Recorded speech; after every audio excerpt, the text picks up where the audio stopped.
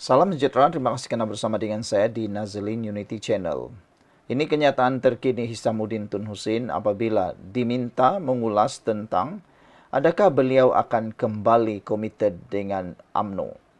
Wow, baru-baru ini ada dakwaan ataupun ada permintaan daripada beberapa pemimpin UMNO. Bahkan ada pengulas politik mereka kata UMNO perlu menerima semula KJ dan Sahri Hamdan dan juga Hisamuddin Tun Hussein untuk menyertai semula UMNO. Saudara-saudara sekalian, ramai netizen juga yang setuju. Mereka kata UMNO perlukan KJ. UMNO perlukan Hisamuddin untuk menjadi kuat semula.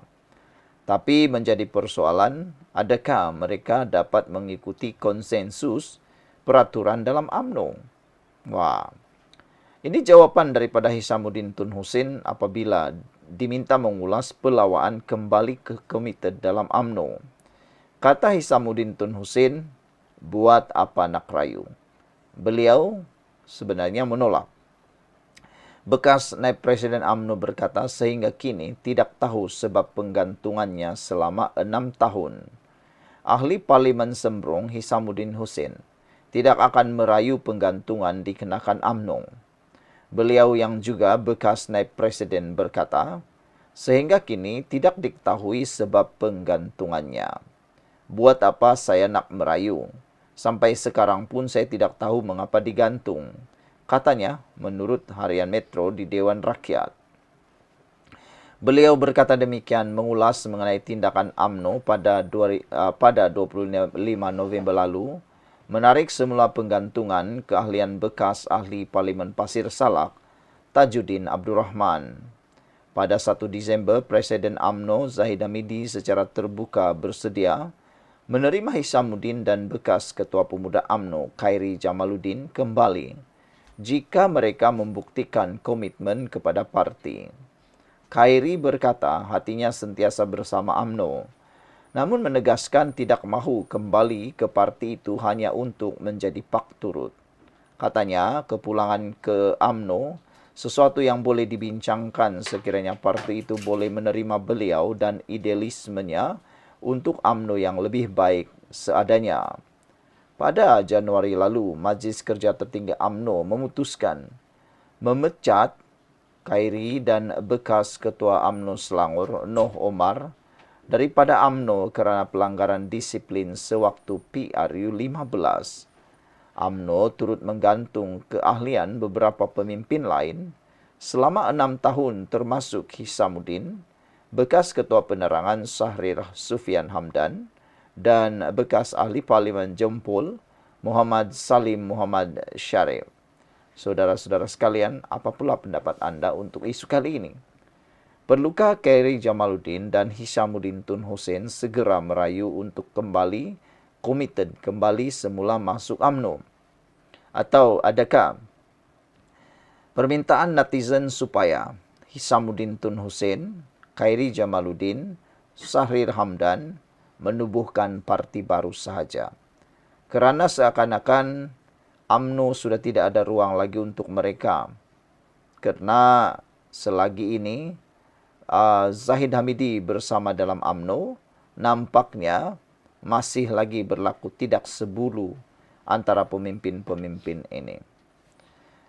Benarkah kenyataan netizen supaya Khairi Jamaluddin dan Hisamuddin Tun Hussein serta beberapa pemimpin UMNO yang dipecat, digantung keahlian, yang terluka ini segera menubuhkan parti yang baru?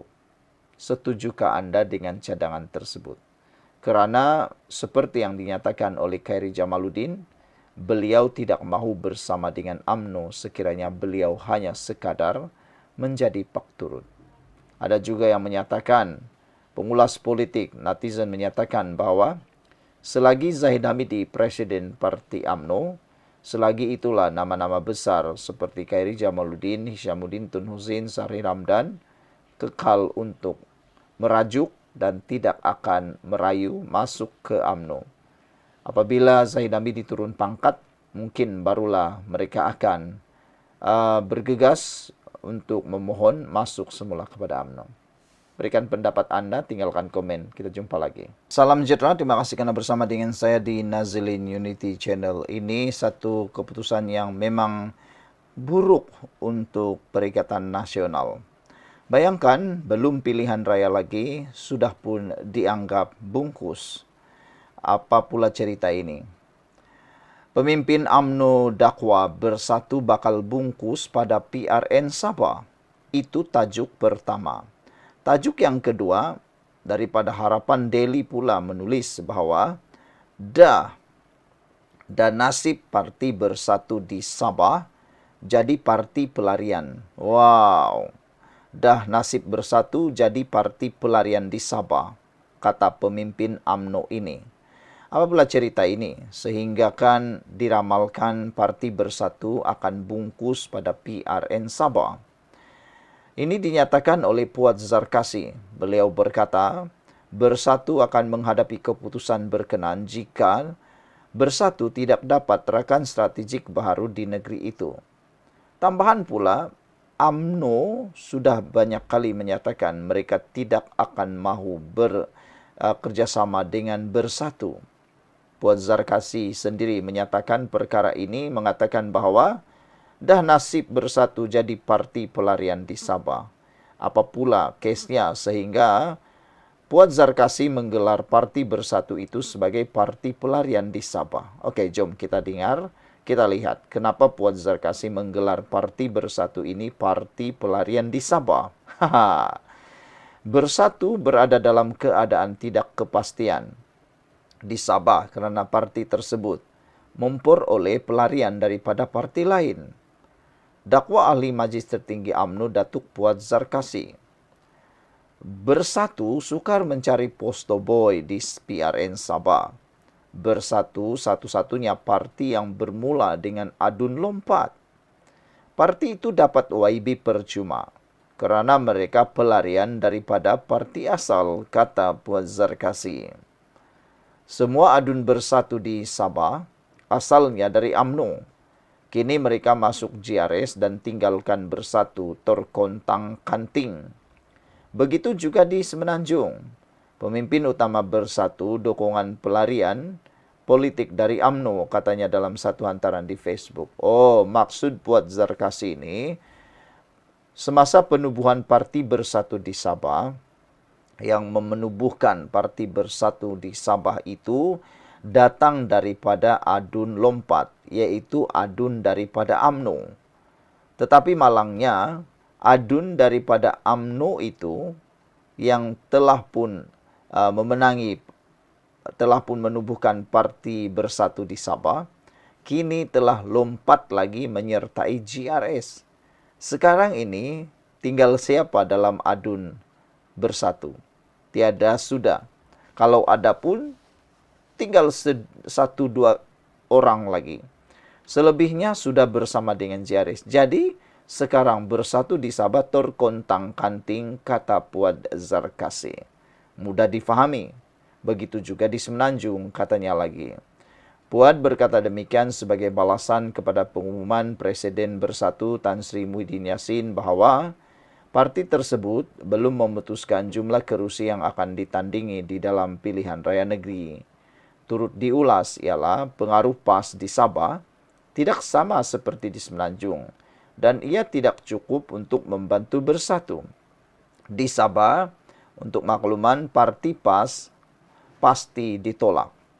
Dan ada satu pengulas politik, penganalisis politik menyatakan bahawa sesiapa yang bekerja sama dengan PAS dalam PRN Sabah mungkin akan ditolak oleh rakyat Sabah. Kerana rakyat Sabah ramai yang menolak kalau PAS bertanding di Sabah.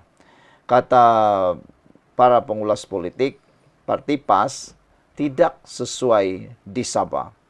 Terlalu ekstrim untuk berada di Sabah, kata beberapa pengulas politik. Turut diulas oleh Puat Zarkasi, PAS, pengaruh PAS di Sabah tidak kuat. Tidak seperti di Semenanjung. Dan parti bersatu kalau hanya bergantung pada PAS di Sabah tidak akan dapat berbuat apa-apa.